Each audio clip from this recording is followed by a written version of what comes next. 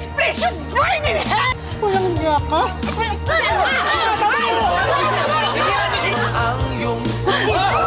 Muli namang pinabulaanan ni Justice Secretary Laila De Lima ang kumakalat na ulat ukol sa di umano'y partisipasyon ng mga tropang Amerikano sa Mamasapano encounter. Samantala, nilinaw din ng Armed Forces of the Philippines na hindi Islamic State of Iraq and Samantala, nilinaw ng palasyo na nais lamang ni Pangulong Noynoy Aquino na personal na Samantala, asahan na mas maraming trabaho ang magbubukas ngayong The House Ad Hoc Committee on the proposed Bangsamoro Basic Law has decided. Samantala, muli namang idinaas sa yellow alert ng National Grid Corporation. Samantala, inihayag ng mga makakaasa ang mga mamumuhunan. And there is a proposal to actively involve the National Food Authority in the campaign against rice smuggling. Meanwhile, Acting Health Secretary Janet Garin reiterates there was no breach in quarantine protocol. Samantala, ipinakita naman sa isinagawang earthquake drill sa EDSA Guadalupe sa Makati ang mga real-life situation sa oras na maapektuhan.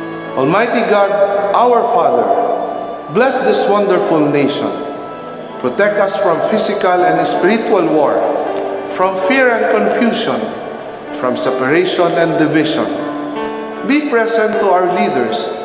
Give them wisdom and courage, affection and compassion, as they ponder decisions affecting peace of its people. Make us more deeply aware of our beginnings, remembering not only our rights, but also our duties and responsibilities as a citizen.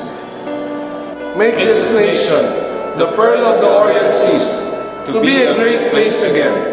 May all its people know clearly your will, that they may fulfill the call for us in the salvation of this land and the restoring of all things.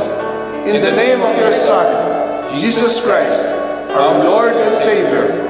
Amen. Kung nasa ng balita, ikaw at ang Liga ng Katotohanan, magkasama sa pagbabalitang walang kinikilingan. Walang pinoprotektahan, walang kasinungalingan, serbisyong totoo po lamang. Ako po si Vicky Morales. Ako naman, Arnold Glavio. Susunod ang Reporter's Notebook.